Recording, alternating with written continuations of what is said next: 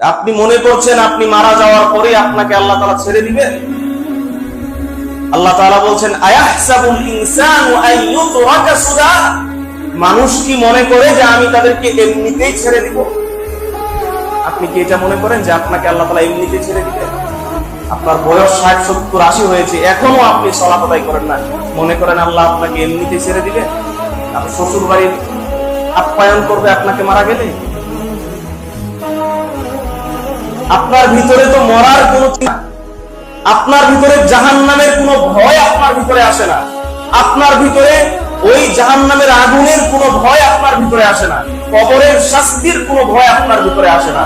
যদি আসতো, আপনার বয়স 70, 80 হয়েছে, আপনি কিভাবে মসজিদে সালাত আদায় না করে বাড়িতে ফজরের সময় শুয়ে থাকেন?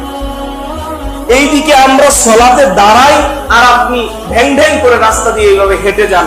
আপনি একবারও চিন্তা করলেন না যে এরা যে সালাত আদায় করতেছে, আমি যে সালাত আদায় করি না, আমাকে আল্লাহ কি করবেন? আপনি তো একবারও এই চিন্তা করেন না। আপনি তো মনে করেন আল্লাহ তাআলা আপনাকে এইভাবেই ছেড়ে দিবেন। এটাই আল্লাহ তাআলা বলছেন আয়াহসাবুল ইনসানু আন ইউতরাকা সুদা, মানুষ কি মনে করে যে আমি তাদেরকে এমনিতেই ছেড়ে দিব?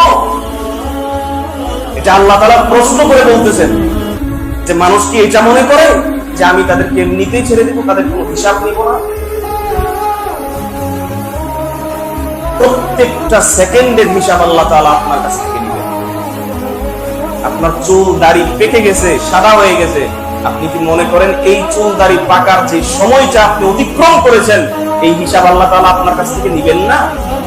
অবশ্যই নেবেন। সুতরাং সাবধান।